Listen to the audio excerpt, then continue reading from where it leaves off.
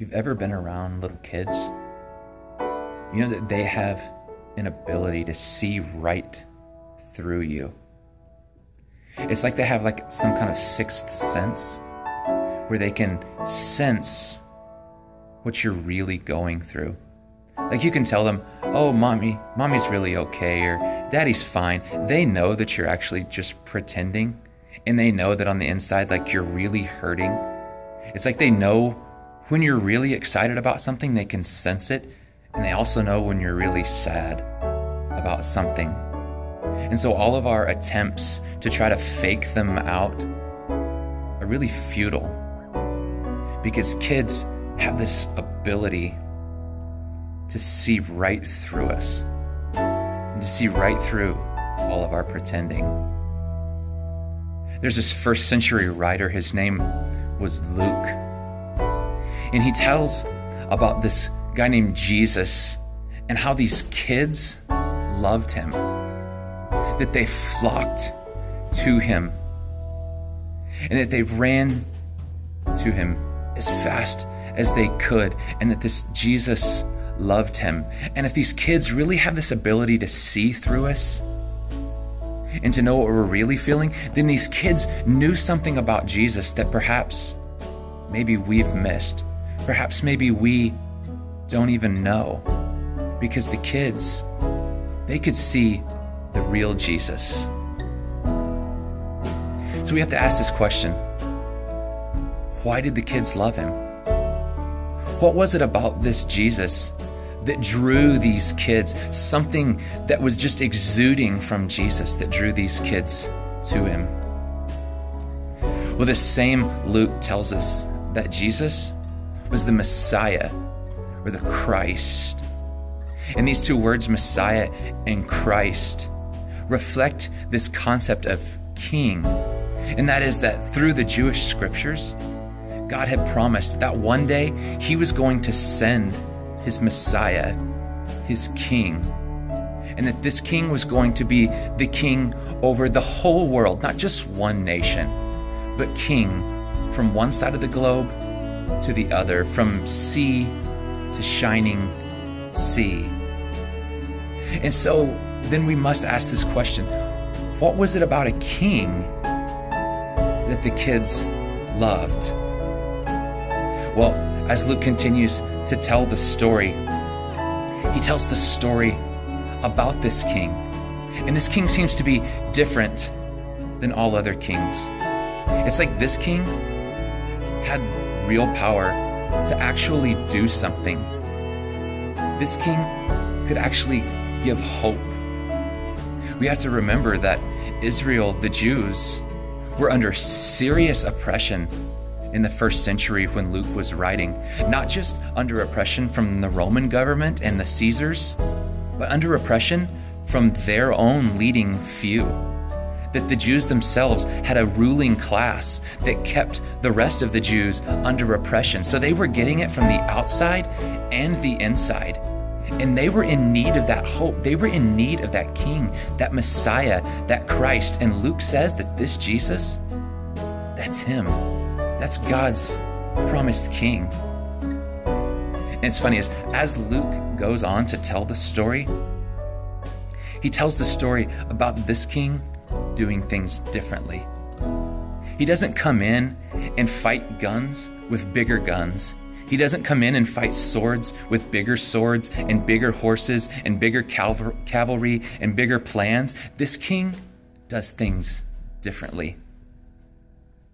He gives this picture a lot of like a judge sitting in a courtroom making a judgment or a decision. And Luke has his king, Jesus, making a judgment not against the poor, but in favor of the poor. This king actually identifies with the needy. This king is actually making a decision, a judgment in favor of the homeless. This king is making a decision in favor of the widow.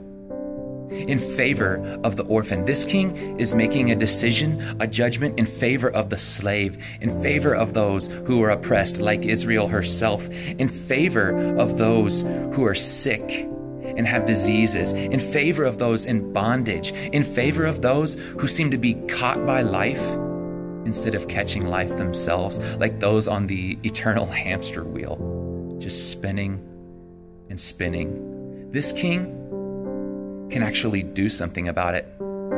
Like the way the world actually is now is like kings take those people, those on the bottom, those that are sick, those that are poor, those that are needy, the widows, the orphans, the outcasts. They take them and they push them to the side. They push them to the bottom so that the light can shine through the healthy people, through the rich people, through the people that society wants to show, through the poster childs, if you will.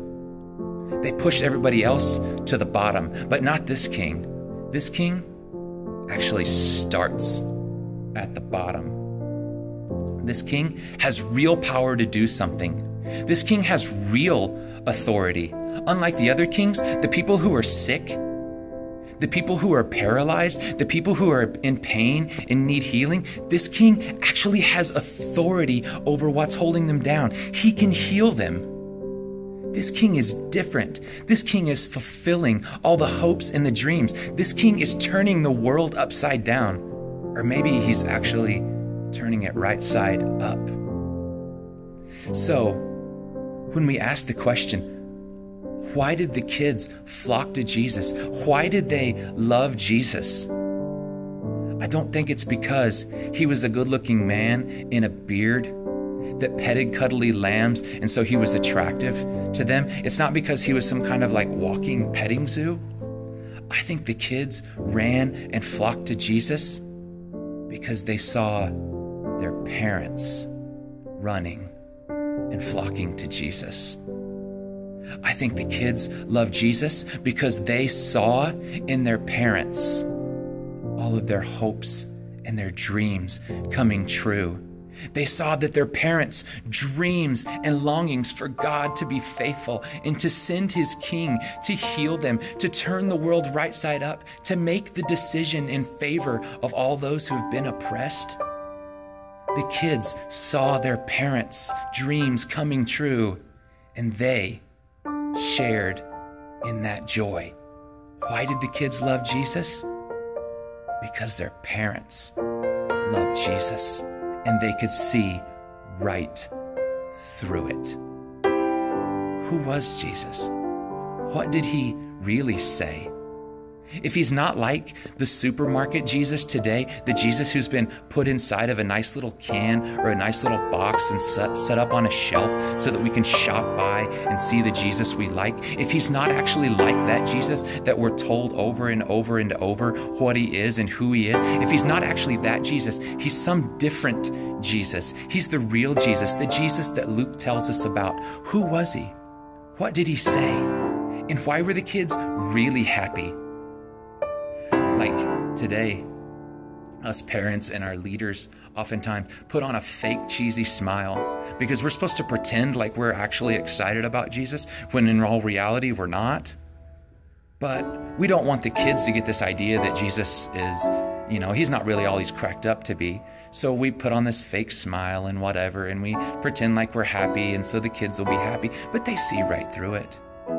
The real Jesus, the first century Jesus that Luke tells us about, he gave the parents real joy. And through the parents' real joy, the kids had real joy. Who was he? What did he say? Come with us, question, and let's find out together.